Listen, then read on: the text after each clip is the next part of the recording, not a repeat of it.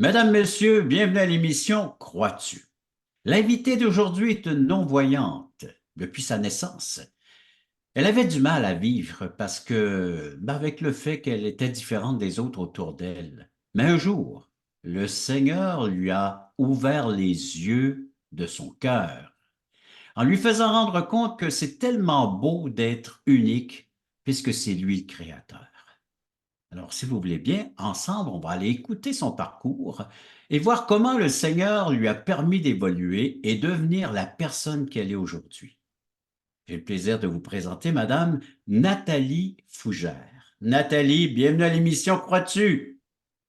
Bonjour, un gros merci de l'accueil. Alors déjà, on entend l'accent acadien. Oui, j'ai l'accent acadien, bel et bien. Alors, tu es native du Nouveau-Brunswick. Oui, j'habite à Moncton, au Nouveau-Brunswick. Alors, tu es né dans cette région de Moncton? Oui, Alors, parle-nous-en de cette naissance et surtout de cette croissance dans cette région, dans cette belle région du Nouveau-Brunswick au Canada. oui. Alors, à ma naissance, à l'hôpital de Moncton, les médecins disaient que tout paraissait normal avec moi, que j'avais aucun handicap. Ma vue paraissait correcte. Puis ensuite, à force que le temps avançait, ma famille observait les différentes choses, comme que les bébés d'habitude suivent la lumière, les différentes lumières, puis moi, je ne suivais pas les lumières. Alors, à force d'aller voir des spécialistes à l'hôpital, ils ont découvert que mon nerf optique ne s'est pas développé à la naissance. Hmm. Alors, c'est ça qui a été découvert que je suis non-voyante depuis la Hmm. naissance. Et alors, tu as dû apprendre à vivre comme ça, là, sans voir. Oui, j'ai dû apprendre à vivre chaque étape. J'ai quand même été vraiment bénie, par exemple, d'avoir eu accès à des bons services au travers de l'école, que j'ai pu apprendre à lire, écrire en braille. Et Hmm. puis, j'ai fallu me déplacer avec une canne blanche. Fait que c'était des adaptations, des belles épreuves, mais que j'ai pu quand même passer au travers. Oui, ben on voit que, en tout cas, le moral semble toujours bon. Un sourire est là, présent sur ton visage. Oui, oui, je garde quand même un très bon moral. Alors, comment se passe cette enfance? Donc, oui, tu dois apprendre le braille, puis ainsi de suite, mais à la maison, alors, ça se passe comment? À la maison, puis je le dis encore aujourd'hui, je suis tellement bénie d'avoir une si bonne famille, des bons parents qui m'ont toujours appuyée au travers de mes défis. Fait qu'à la maison, les choses se passaient quand même très bien avec mes parents. Mais c'était pendant mon enfance à l'école d'être, par exemple, la seule personne non-voyante à l'école, puis dans d'autres environnements, je me sentais très, très différente.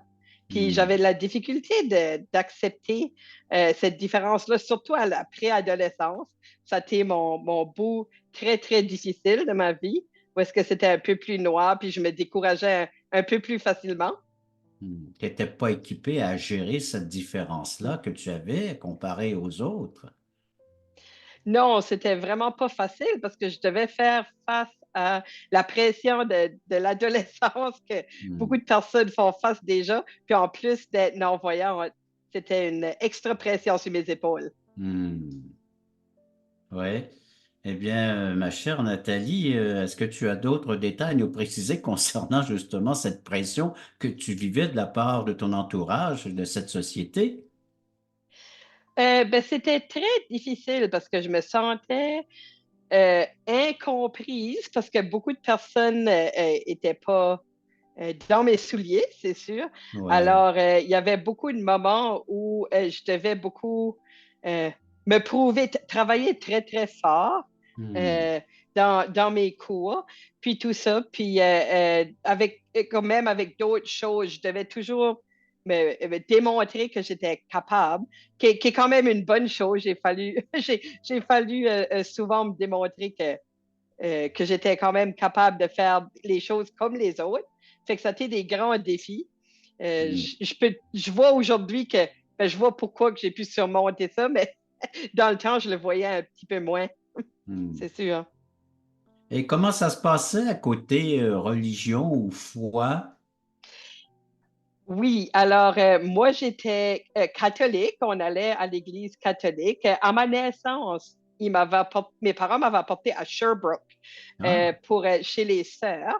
Et puis après ça, j'ai eu un petit peu plus de vues. J'avais eu un peu de vues. Alors c'était vraiment un miracle. Mais dans hmm. le temps, ma famille disait que c'était comme une certaine sainte. C'était en raison d'une certaine sainte que ça s'était passé. Aujourd'hui, je reconnais très bien que c'est le Seigneur, mais dans le temps, c'était ça. Puis, j'ai fait la catéchèse puis tout ça à l'école. Mais ensuite, après tout ça, j'ai comme arrêté d'aller à l'église. Mais comme même dès l'adolescence, je commençais à être exposée un petit peu à la fois en raison j'étais une grande passionnée de musique, puis la, la musique chrétienne était une grande partie. J'ai découvert ça. Puis c'était vraiment une grande partie de, euh, de mon intérêt, je dirais, pour savoir qu'est-ce qu'était le Seigneur. Mais je l'écoutais plutôt de l'extérieur, comme je pensais, ah, ben, ils sont chanceux. Moi, c'est ça que je pensais d'être comme ça, mais que ça ne m'arriverait pas à moi. Hmm. Alors donc, oui, l'Évangile, oui, donc les pratiques religieuses, mais toi, c'était surtout le chant, la musique, hein, la musique chrétienne. Après la pause, Oui. parce qu'on va prendre une courte pause, ma chère Nathalie, j'aimerais qu'on revienne avec la suite de ton histoire.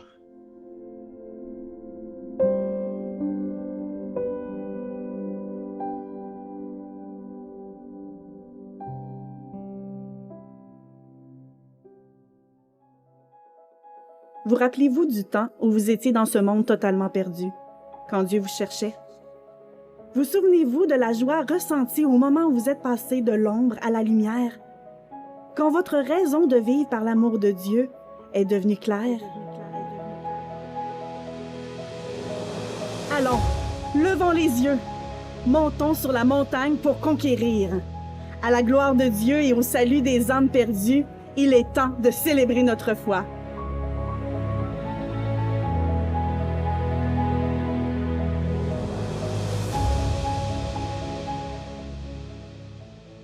Nathalie, donc non-voyante de naissance, alors ça occasionne des grands défis à surmonter dès ton jeune âge. Alors l'enfance, l'adolescence, et puis la foi, bien elle est là, elle se présente surtout sous forme de pratiques de religion. Mais toi, ce qui vient te chercher à l'intérieur, ce sont des chants chrétiens. Oui. Oui, absolument. Alors, j'ai commencé à écouter beaucoup de musique chrétienne et puis au fil des années, j'ai été invitée à un camp. C'était un camp pour personnes non-voyantes et c'était un camp chrétien. Puis à ce camp-là, on avait beaucoup de chants, que ça m'avait donné aussi une grande envie de vouloir apprendre des chants, puis de vouloir chanter. Et puis, on avait aussi des serments d'un pasteur qui me faisaient réaliser que j'apprenais tellement beaucoup plus de choses, que ça venait vraiment de la parole de Dieu, puis que c'était pas juste dû à des pratiques parce qu'il fallait le faire, c'était vraiment des choses qui me donnaient une envie d'apprendre, d'en Hmm. apprendre plus en profondeur. Et puis, qu'est-ce qui s'est passé? C'est à force d'avoir quelques expériences comme ça, ma conversion s'est fait quand même une étape à la fois, quand même lentement, que ça fait que rendu en 2015, j'ai rencontré, c'était au travers de quelques amis qui habitaient dans mon bloc appartement, j'ai rencontré Pasteur Jacques Lapointe qui avait une église qui s'appelait l'Alliance missionnaire acadienne, notre alliance missionnaire. Et puis, j'ai décidé d'assister à une étude biblique, une soirée d'études bibliques. Puis, moi, je voyais vraiment une de mes amies qui était en train d'être transformée avec le Seigneur, que c'était une personne colérique, puis elle s'est vraiment adoucie. Hmm. Puis, je disais ça au pasteur. Moi, je l'ai vu changer. Fait qu'elle trouvait ça vraiment intéressant que j'étais non-voyante, mais j'ai dit que je voyais mon ami changer. Fait que ça a fait réaliser un grand témoignage de la part de mon ami des grandes choses que le Seigneur pouvait faire dans sa vie. Puis ce soir-là, le 13 avril 2015, c'est ce soir-là que j'ai donné ma vie au Seigneur. Peux-tu nous en parler un peu plus en détail? Oui, ben moi, en étant non-voyante, qu'est-ce qui m'a vraiment frappé, c'était le verset de Jean 14,6. Je suis le chemin, la vérité et la vie. Puis là, je réalisais que vraiment pour avoir le bon chemin, c'était vraiment le Seigneur qui était le seul chemin, puis que c'est vraiment lui qui était la vérité, puis qu'il était essentiel dans ma vie, que j'avais vraiment besoin du Seigneur, puis que c'était vraiment lui qui était ma lumière. Fait que ça, c'est quelque chose que j'ai vite reconnu par après. Parce Puis qu'on que t'avait j'ai enseigné resté. depuis ton enfance qu'il y avait plusieurs façons de se rendre à Dieu, plusieurs chemins, alors que la Oh Bible est oui. très simple. Elle dit il y a un seul chemin, c'est Jésus. Donc, cette vérité vient t'interpeller, là. Elle vient faire de quoi chez toi, là? Oh oui, comme moi, j'avais une certaine perception de Jésus. Je savais qu'il était là, mais c'est vraiment à ce moment-là que je réalisais à quel point que c'était mon sauveur, que c'est la seule Hmm. manière, c'est la seule manière que je pouvais passer au travers de ma vie. Alors, comment tu as reçu cette vérité? Le fait de savoir que c'est Jésus seul qui peut te conduire au Père. Oui, ben c'est vraiment à mesure, oui, de lire la parole, puis là, ensuite, à mesure que j'avais des épreuves, je réalisais après ça que que je continuais toujours de vivre des épreuves, mais que c'était à force de la prière, puis de lire la parole, que je réalisais comme, waouh, je peux avoir vraiment une relation personnelle avec Hmm. Jésus. Puis je trouvais que c'était tellement une belle chose. Et puis donc, tu as emprunté ce chemin certainement, hein? Oui, oui, absolument. Par la foi. Oui, Est-ce qu'il par y a la des foi, choses qui ont dû changer dans ta perception, mais dans ta foi, dans ta façon de percevoir les choses? oui, absolument. Je réalise que au long de ma vie, parce que j'ai toujours été une personne qui démontrait, qui vivait quand même beaucoup de joie malgré les défis, mais moi, je pensais que c'était dû à moi-même, que c'est moi qui étais en contrôle de ça. Hmm. Mais ça m'a fait réaliser que c'est pas moi du tout, que je donne tout entre les mains du Seigneur, puis que c'est vraiment le Seigneur qui permet cette joie-là, puis que toutes les choses que je fais pour dire que j'aide les gens autour de moi, parce que j'ai toujours été une personne aidante, que c'est pas Hmm. c'est pas mes bonnes œuvres qui me permettent d'avoir cette vie, mais que c'est vraiment d'être accroché à Jésus, puis que Hmm. maintenant, c'est pour servir Dieu que je fais les choses. Hmm. Alors donc, tu réalises que c'était pas par tes propres forces, propres moyens, tes propres œuvres que tu pouvais avoir un accès à Dieu, mais par l'œuvre accomplie par Jésus-Christ, c'est-à-dire ce qu'il a accompli en obéissant jusqu'à la croix, jusqu'à la mort de la croix. C'est par ce moyen que tu peux avoir un accès auprès du Dieu vivant, du Oui, Dieu saint et juste, le seul Dieu unique qui se découvre dans les Saintes Écritures. On va oui. prendre une courte pause, Nathalie. Et après la pause, j'aimerais que tu nous parles davantage de ce que tes découvertes, et de ce que tu vis, de ce que tu expérimentes depuis que tu as emprunté le chemin par excellence qui conduit à Dieu, c'est-à-dire la personne de Jésus.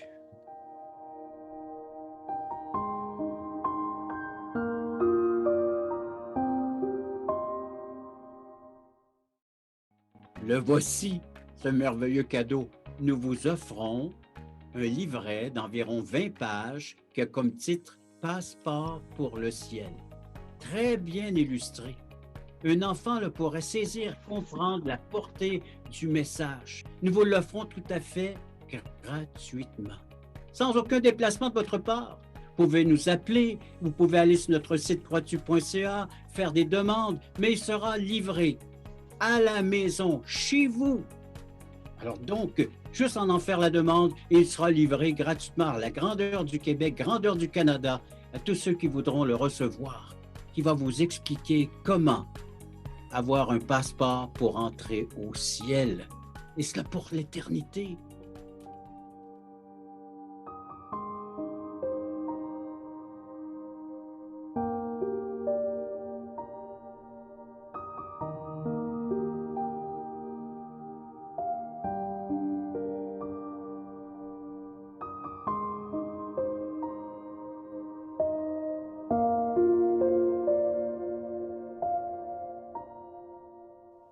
Nathalie, tu fais la découverte de l'Évangile en lisant les Saintes Écritures et tu découvres que ce n'est pas toi qui peux faire quoi que ce soit pour te mériter une place auprès de Dieu ou au ciel ou dans son paradis, mais c'est uniquement en plaçant ta foi dans la personne et l'œuvre de Jésus.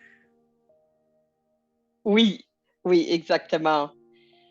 Euh, je réalise au fil des dernières années les dons que le Seigneur me donne qui me permettent vraiment de le louer. Par exemple, je vais souvent diriger de la louange à mon église Ah que oui. j'assiste maintenant. Alors, je vais faire des chants parfois a cappella. Hmm. Parfois, quand quelqu'un joue un instrument, fait que le chant, c'est vraiment le Seigneur m'a appelé au chant pour sûr. Et puis, à l'écoute des gens aussi, j'ai suivi un cours. C'était un cours en équilibre émotionnel, puis c'est un cours qui m'a permis de trouver des outils pour soutenir les gens qui vont à travers des situations difficiles. Puis là, je suis vraiment appelée à suivre un autre programme qui donne une perception un peu plus biblique de tout ça aussi. Alors, entre ça, on dirait que je me sens vraiment appelée à d'être aussi peut-être un encouragement, mais aussi une aide, une oreille d'être à l'écoute des Hmm. personnes aussi pour soit les apporter au Seigneur ou les personnes qui ont déjà le Seigneur dans leur vie. Fait qu'une personne qui aurait besoin d'aide, c'est bien toi. Alors tu deviens aidante et tu veux aider les autres à comprendre et à saisir ce que tu vis par la foi en Jésus. C'est quoi que tu joues comme instrument de musique? Moi, je joue pas d'instrument. Ma Ah, voix, c'est mon instrument de musique ah, c'est ta voix, tes cordes présentement. vocales. Oui, oui, exactement. Fait que je suis vraiment appelée euh, à, à chanter. Des fois, que si quelqu'un apporte une guitare, ou des fois, c'est des chants instrumentaux en ligne, puis Mais toi, je tu peux prêtes chanter ta avec voix ça. à ces musiques. Oui, exactement. OK. Et parle-nous de ces formations. Donc, tu veux être à l'écoute des besoins des gens afin de pouvoir les accompagner et combler ces besoins-là en leur présentant l'Évangile. Oui, ben c'est de présenter un aspect vraiment aidant, d'être une personne qui est vraiment à l'écoute. Parce que des situations, il y a des situations d'épreuve. Depuis la pandémie, les gens ont Hmm. besoin de plus en plus de cette oreille-là, qu'il y a vraiment des temps difficiles. Ça peut être des situations traumatiques ou des situations de deuil que les gens passent au travers.